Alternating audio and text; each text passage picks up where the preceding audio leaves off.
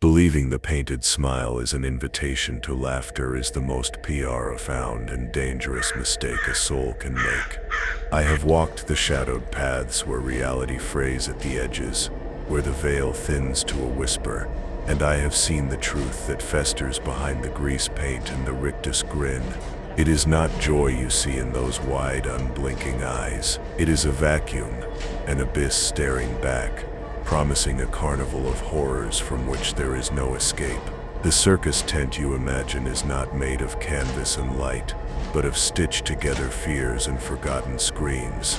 Let me tell you of a vision I had, of cold ashes on a forgotten fairground, where the only sound was the creak of a swing and the echo of a laugh that was never human.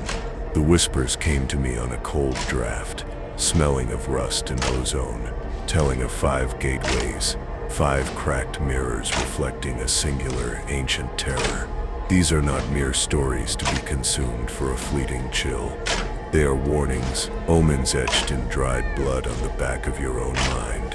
Each tale is a key turning in a lock you never knew existed, opening a creaking door inside you.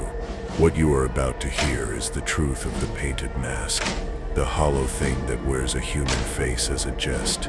It has many names and many faces, but its purpose is always the same: to turn the sound of your happiness into the catalyst for your damnation. Listen carefully, for the performance has already begun. The first whisper from beyond concerns a man named Silas, a soul worn smooth by the endless asphalt ribbons of forgotten highways.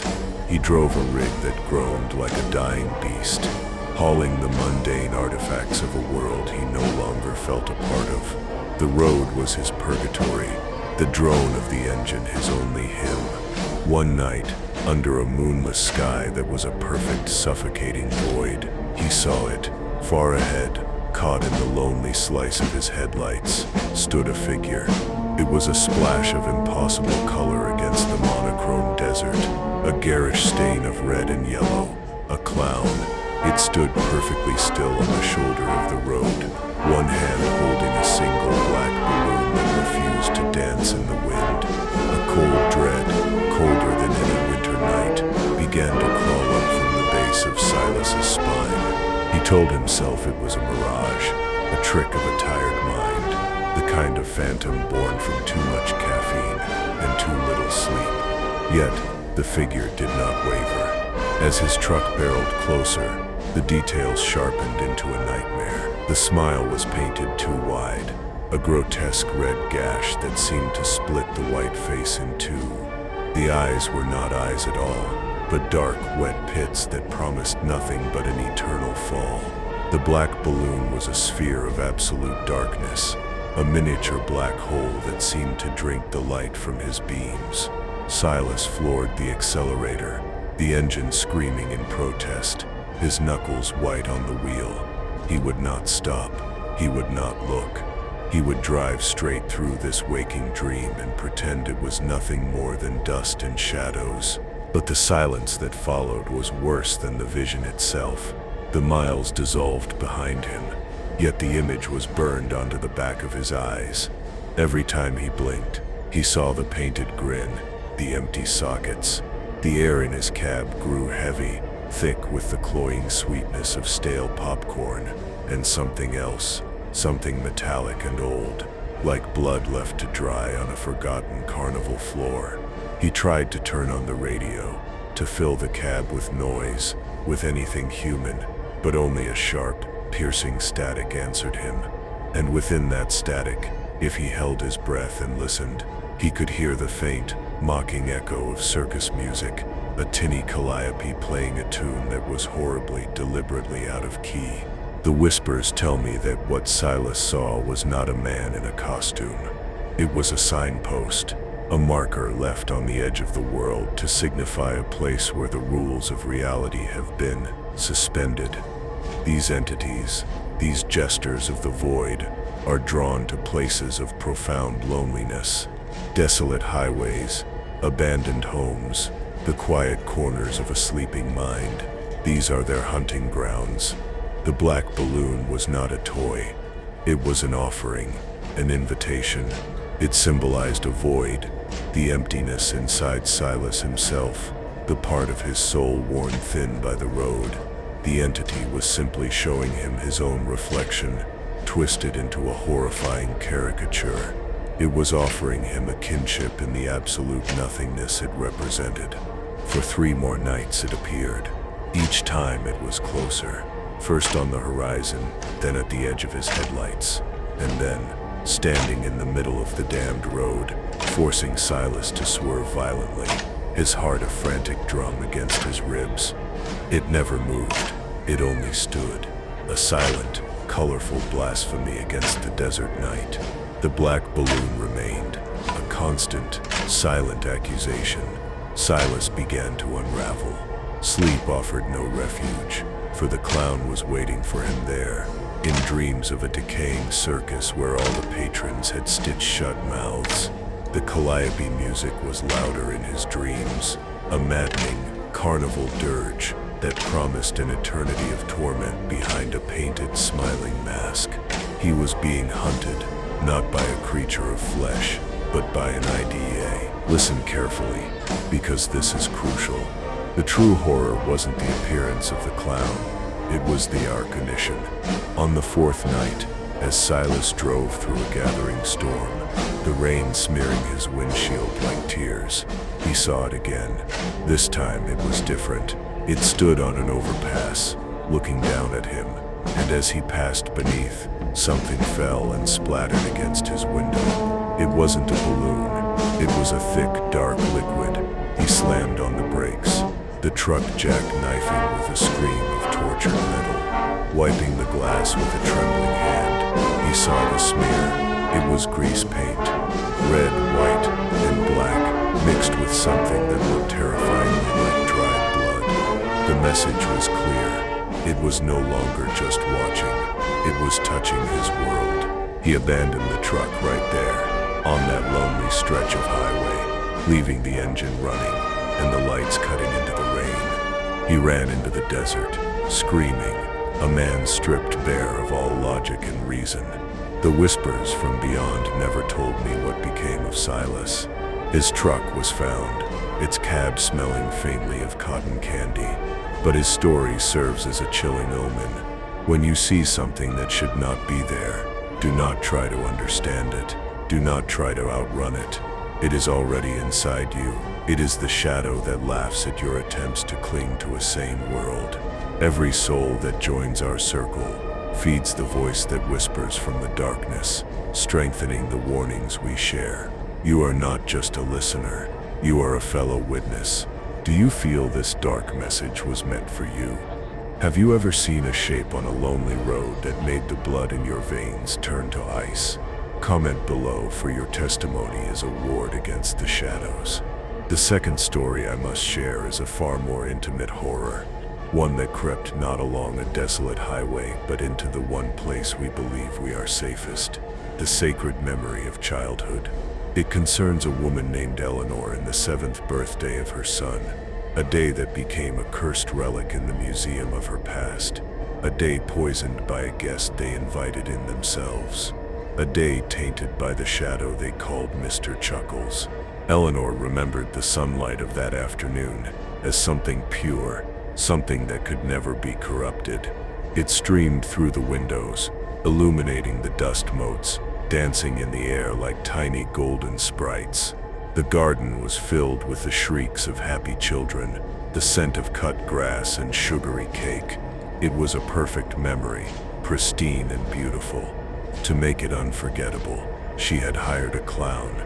He arrived precisely on time, his car a battered, rust-colored sedan that seemed to sigh as it settled at the curb. He emerged like a creature from another world, all baggy silks and impossible colors, his face a mask of stark white with 2 perfect red circles on his cheeks. His name, according to the ad, was Mr. Chuckles. At first, everything was as it should be. Mr. Chuckles was a master of his craft. He made balloon animals that looked more alive than they had any right to be. He performed magic tricks that drew genuine gasps from the children and knowing smiles from the parents. But Eleanor felt a subtle wrongness, a discordant note in the symphony of the day. It was in his eyes. Behind the painted cheerfulness, there was a stillness, a depth that felt ancient and cold. When he looked at the children, he wasn't just observing, he was cataloging. His smile, a permanent fixture, never once reached those dark, patient eyes. It was a mask on top of a mask. The feeling grew when he began making jokes. They were simple, childish puns, yet they fell into the air with a strange weight, the laughter they produced sounding hollow and forced. It was as if he was mimicking the concept of humor without understanding it, like an alien trying to blend in by studying a textbook on human behavior. Eleanor watched him interact with her son, Leo. Mr. Chuckles knelt down, his oversized gloves dwarfing Leo's small hands as he presented him with a balloon sword. But as he did, his painted smile seemed to widen just a fraction into something predatory. For a fleeting second, the reflection in the clown's dark eyes showed not a happy child, but something smaller, something frightened and trapped. The golden afternoon suddenly felt a little colder. The unease curdled into genuine fear during the magic show's finale. Mr. Chuckles announced his greatest trick. He would make a child's happiest memory disappear. The children giggled, expecting a simple sleight of hand. He chose Leo. He leaned in close, his voice dropping to a conspiratorial whisper that was meant to be playful but sounded like a serpent's hiss. "Think of the best, most wonderful thing ever," he rasped, his breath smelling faintly of dust and decay. "Hold it tight in your mind. Don't let it go." Eleanor, watching from the kitchen doorway, felt a primal urge to scream, to snatch her son away from this painted creature. But she was frozen, a guest at her own son's party, paralyzed by social convention. Leo closed his eyes, a picture of innocence, and Mr. Chuckles waved his hands in a theatrical gesture. And poof, it's gone, he declared with a flourish. The children clapped, and Leo opened his eyes, laughing. But his laughter was different. It was thin, brittle. Later that evening, after the last guest had departed, and the colored debris of the party was swept away, Eleanor asked Leo what his happiest memory had been. The boy, who usually chattered endlessly, simply looked at her with a strange emptiness in his eyes. "I don't know," he said quietly. "I can't remember." From that day forward, a piece of him was missing. The vibrant, joyful boy became subdued, prone to staring at blank walls for long stretches of time. Years later, Eleanor would try to recall the details of Mr. Chuckles' face, but the memory was slippery, like trying to grasp smoke. She couldn't find the ad she had responded to. The agency she called claimed to have no record of anyone by that name. It was as if he had stepped out of a crack in reality for that one afternoon, and then retreated, taking a piece of her son's soul with him as a souvenir. The photographs from that day are the most disturbing proof. In every single picture, Mr. Chuckles' face is either blurred, turned away, or obscured by a shadow. Even in the brightest sunlight, he is a void in the shape of a man, a colorful absence that left behind an irreplaceable emptiness. What Eleanor invited into her home was not an entertainer. The Whispers call it a memory thief, a psychic parasite that feeds on the most potent human emotions, pure, undiluted joy. It wears the guise of a clown because that is the most efficient lure. It presents itself as the embodiment of childhood happiness to get close to its source. It does not devour the body, it devours the spirit. It plucks the brightest moments from a person's timeline, leaving behind a gray, barren landscape where joy once bloomed. Leo's lost memory wasn't just forgotten, it was consumed, digested by an entity that hungers for the light we carry inside us. And the most terrible part, the victim never even knows what was stolen. And this is where everything changes for you. You must understand that memories are not just thoughts, they are anchors. They are the cornerstones of your identity. What this entity did was remove a foundational stone from Leo's soul, making his entire structure unstable. He was left with a phantom limb of the spirit, a constant, aching sense of loss for something he couldn't name. Eleanor's home, once a sanctuary of light and laughter, now holds a permanent chill. Sometimes, late at night, she hears it, the faint phantom squeak of a balloon being twisted into a new shape, a sound that promises not joy, but a slow and patient erosion of the self. Her perfect memory is now a haunted house. Now imagine this, a place built for laughter, now silent. A hall of mirrors that reflects only decay. The third story is not about an entity that comes to you. It's about one you foolishly go to find. It speaks of a group of young explorers, thrill seekers who confused desecration with adventure. They sought out the abandoned carnival of whispering winds, a place left to rot for 50 years after a tragedy that the local town refused to speak of. They went looking for ghosts, armed with cameras and bravado. What they found was something that had been waiting in the dark, patiently for a new audience. Something that lived inside the cracked glass. The carnival was a skeleton picked clean by time and neglect. The Ferris wheel was a rusted spine against a bruised twilight sky. The carousel horses were frozen in a silent, pealing scream. A bitter wind, the carnival's namesake, whistled through the decaying structures, carrying the scent of rust and damp earth. For the urban explorers, Liam, Chloe, Marcus, and Jenna, it was a perfect cathedral of decay. They were drawn to the largest tent still standing, the one whose faded sign read Professor Phantasma's Palace of Prisms, the fun house. Its entrance was a leering clown face, the paint cracked and peeling like sunburnt skin, the black hole of its mouth, promising a descent into madness, a creaking door to hell itself. Inside, the air was thick and stagnant, heavy with the weight of forgotten moments. The distorted mirrors lined the winding corridors, their surfaces clouded with grime and age. But as the explorers' flashlight beams cut through the gloom, they could see their reflections, twisted, warped, stretched into monstrous versions of themselves. At first, it was amusing. They laughed, their voices echoing unnaturally in the confined space. But the deeper they went, the more unsettling the reflections became. They began to lag, just a fraction of a second behind their movements. A reflected smile would hold a moment too long. A mirrored hand would twitch when the real one was still. The funhouse was not just showing them distorted images, it was editing them. Marcus, the self-proclaimed skeptic, was the first to truly notice.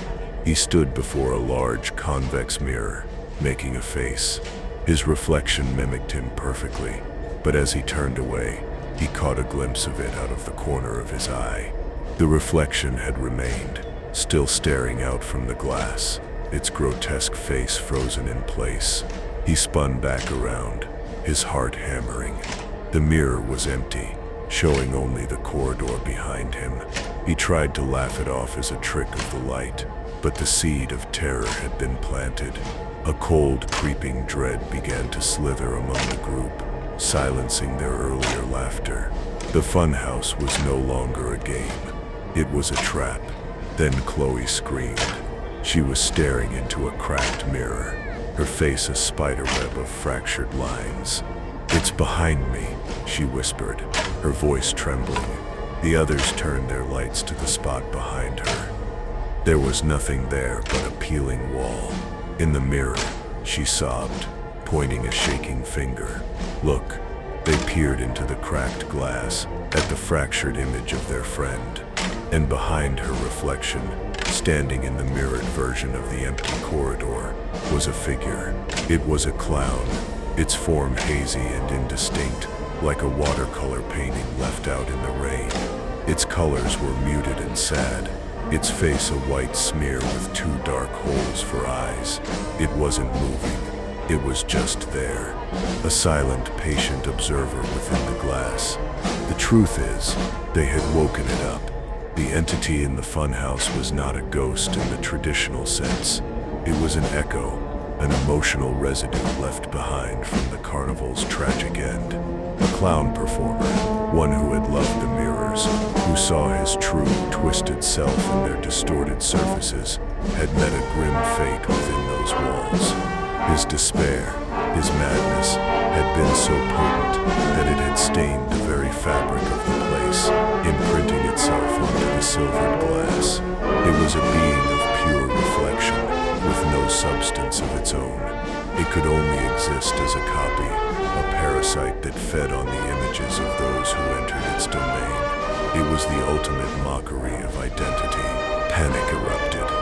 The explorers turned and fled, stumbling through the disorienting maze of mirrors.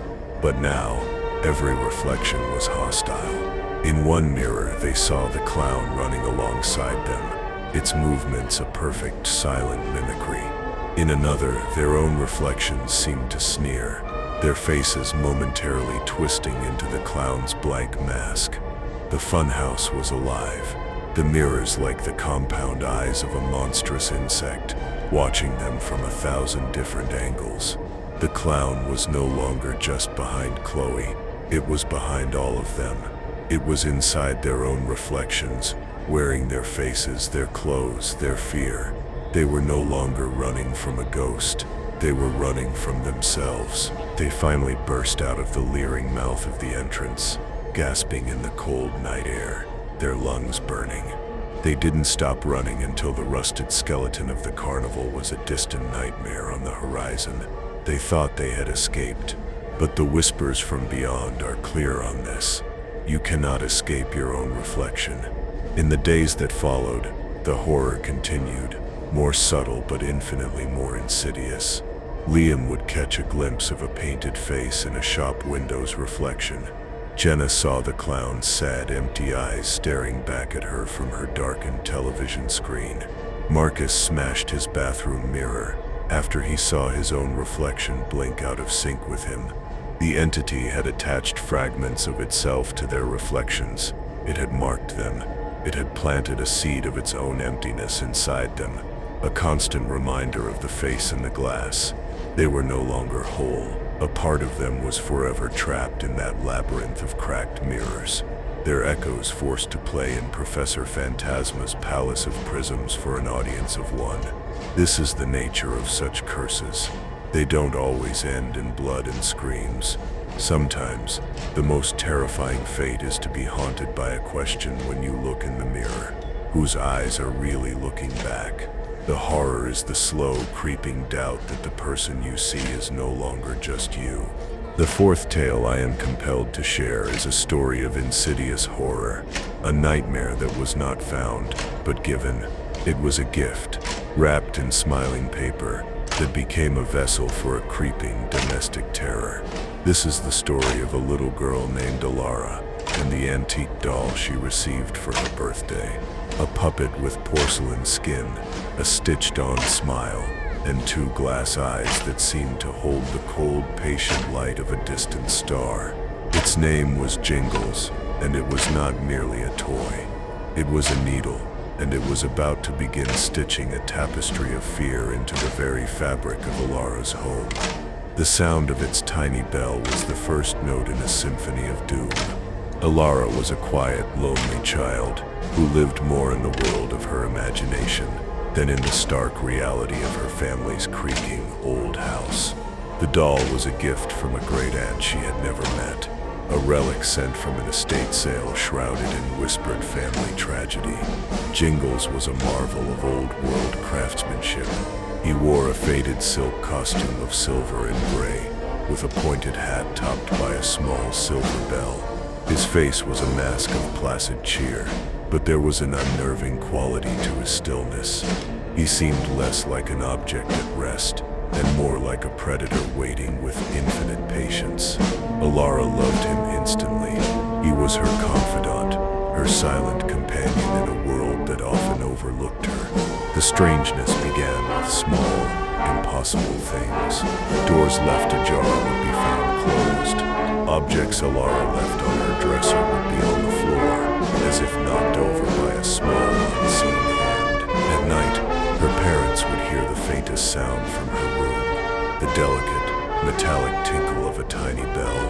When they checked on her, they would find Alara fast asleep, the Jingles doll clutched in her arms. But sometimes, the doll would be sitting on the edge of the bed, or on the rocking chair in the corner, its glass eyes seeming to catch the moonlight in a way that felt like a conscious, malevolent gaze.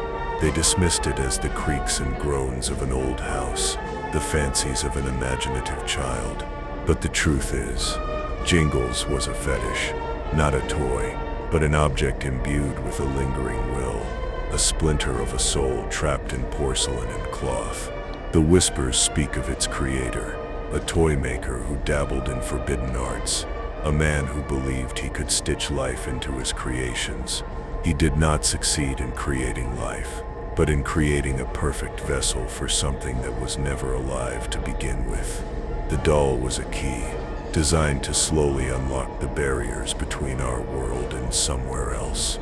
A cold, silent place where things with stitched-on smiles wait patiently. The bell was not a charming detail. It was a beacon, a signal, a chime that weakened the veil with every tiny sound. The incidents escalated.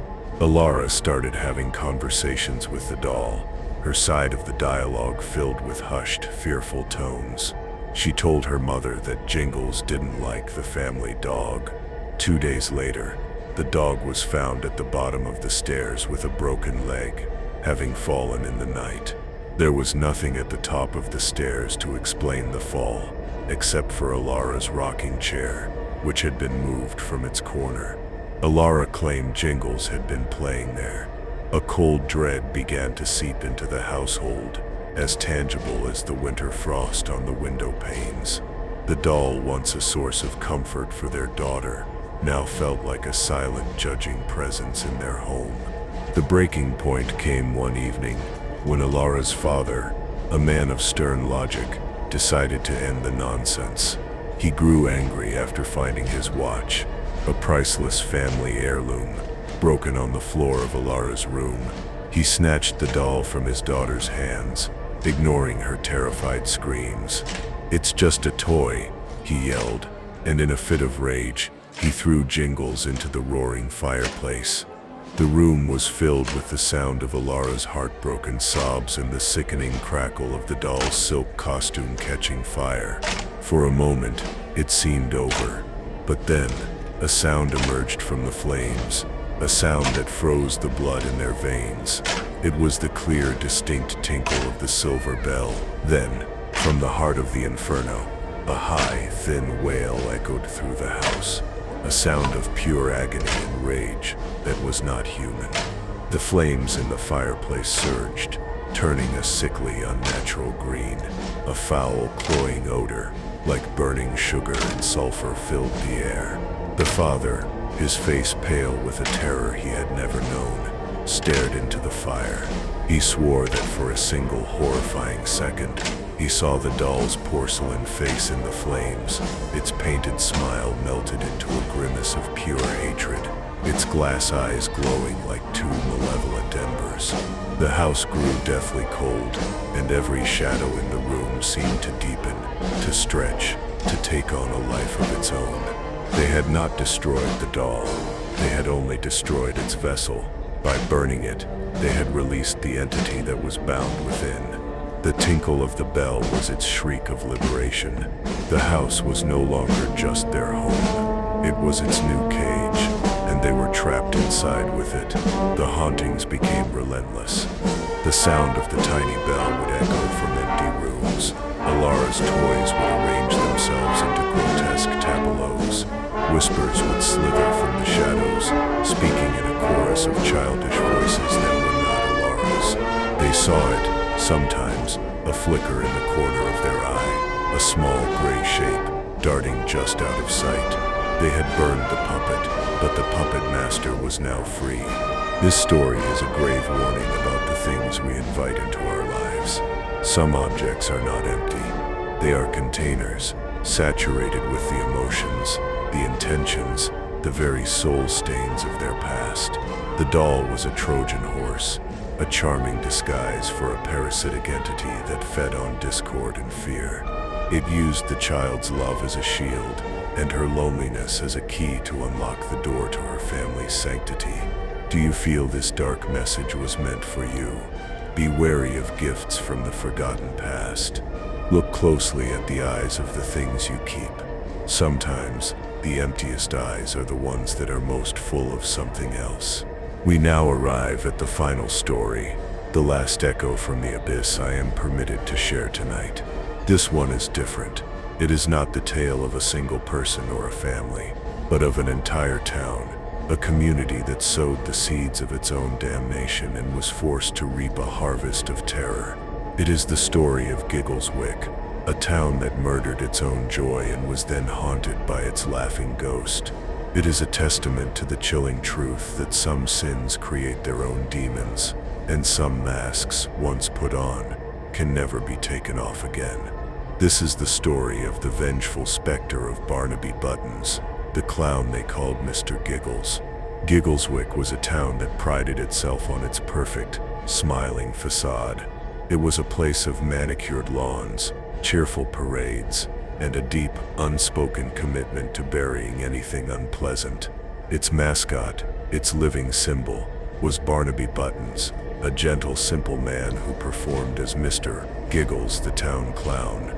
For 30 years, he had been a fixture at every picnic, every festival, every library story hour. He was more than a man. He was an institution, a living embodiment of the town's forced cheerfulness. But Barnaby had a flaw in the town's eyes. He saw everything. From behind his painted smile, he witnessed the town's quiet hypocrisies, its hidden cruelties, its secret affairs. He knew where all the bodies were buried, metaphorically speaking. One summer, a child went missing. A terrible, dark cloud fell over Giggleswick, cracking its perfect veneer. The town needed a villain, a simple answer to an unthinkable question, and their eyes fell upon the lonely, eccentric man who spent his days with children, but had none of his own. Barnaby. It was a lie, a vicious rumor born of fear and convenience, but it spread like wildfire. He was ostracized, his name whispered like a curse. The gentle clown became a pariah. One night, a mob, their faces twisted with a self-righteous fury, cornered him by the old town bridge. They were not looking for justice. They were looking for a sacrifice. The whispers do not tell me the grim details, but Barnaby Buttons was never seen again. His brightly colored car was dragged from the river days later, empty. The town breathed a collective sigh of relief. They had their monster. They had their story. The missing child was forgotten, a sad but closed chapter, and Barnaby became a local ghost story, a cautionary tale to frighten children. Giggleswick papered over the cracks and put its smile back on. But the universe demands balance. A great injustice had been done, and the potent, festering energy of that sin, the guilt, the fear, the lies, needed to go somewhere. It began to coalesce, to take a shape. It took the shape that the town had created for its victim. It took the shape of a clown. A tall, gaunt version of Mr. Giggles began to appear at the edges of town, a twisted mockery of the man they had destroyed. This was not Barnaby's ghost. It was something far worse. It was the town's guilt, given form. It was a tulpa, an entity manifested from a powerful collective thought. Its face was the same stark white, but its smile was a jagged black wound, and its eyes burned with a cold, unforgiving fire. It didn't speak. It didn't have to. Its presence alone was an accusation. It would be seen standing under the streetlights, just as they flickered on at dusk. It would appear in the reflections of shop windows, its horrifying grin superimposed over the face of the person looking in. It was a constant, silent reminder of the town's dark secret. The laughter they had killed had come back, and now it was laughing at them. The sightings grew more brazen, more personal. The entity began to target those who had been part of the mob that night. A man would wake up to find a single red balloon tied to his doorknob bobbing in the pre-dawn gloom. A woman would find giant comical footprints leading from the edge of the woods to her child's bedroom window, and then back again. The playful props of Barnaby's old act were being weaponized, turned into instruments of psychological torture. The entity was not just haunting the town, it was methodically dismantling its sanity, using the very symbols of its feigned innocence as weapons against it. It was holding up a cracked mirror to the town's soul, and the reflection was a monster. The final act of this spectral revenge took place on the anniversary of Barnaby's disappearance, during the town's annual Founders' Day festival. It was a desperate attempt by the town to reclaim its narrative, to pretend the darkness wasn't closing in. As the mayor stood on a podium, delivering a speech about community and virtue, a low rhythmic sound began to emanate from the crowd. Squeak, squeak, squeak, the sound of oversized shoes on pavement. A path parted through the terrified townspeople, and there it was, walking slowly, deliberately toward the stage. The twisted specter of Mr. Giggles. It held a bouquet, not of flowers, but of dead, black crows. It stopped at the foot of the stage and looked up at the mayor, one of the men who had led the mob. The clown's head tilted, and for the first time it made a sound. It was not a voice. It was a dry, rasping sound, like dead leaves skittering across pavement, that slowly formed into a single word: guilty. Then it raised a white-gloved hand and pointed, one by one, at every person in the crowd who had been there that night on the bridge. A wave of mass hysteria washed over the festival. People screamed, they fled, they turned on one another, old accusations flying in the chaos. The smiling facade of Giggleswick did not just crack, it shattered into a million pieces, revealing the rotten core beneath. The clown did not need to touch a soul. It had made the town destroy itself. The entity of Mr. Giggles was never seen again after that day. It did not need to be. Its work was done.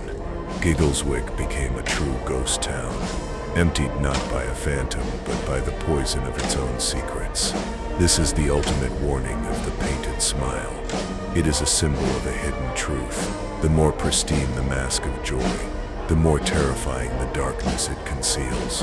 When a community, or a person, buries its sins, they do not disappear. They fester in the dark earth, and sometimes they grow into something that comes back for you, wearing the very face you tried so hard to forget. They come back to laugh last. And so the curtains close on our little show. The whispers recede, the shadows pull back, for now. You have listened to the echoes from 5 cracked mirrors, 5 tales of the painted grin, and the abyss behind it. Do not make the mistake of thinking these are merely stories. They are doorways, and by listening, you have placed your hand upon the knob. The silence that follows this recording will be different. You will listen to it more closely. You will see the shadows in the corner of your eye with a new understanding. The world is thinner than you think, and the things that wear our fears as costumes are always waiting for an invitation. They are waiting for you to mistake their grin for a smile. Every soul that joins this congregation feeds the voice that whispers from the darkness. Your subscription, your presence here, is more than a number. It is a testament that you are one of the few who dares to look into the void without flinching. It strengthens the signal, allowing more of these warnings to break through the static of your comfortable reality. We are a collective of watchers, of listeners, united by the knowledge that we are not alone, and that what is with us is not always friendly. You have been a gracious audience. But remember, the performance is never truly over. It has simply moved from your screen and into the quiet theater of your own mind. Tread carefully. The darkness has now seen you too.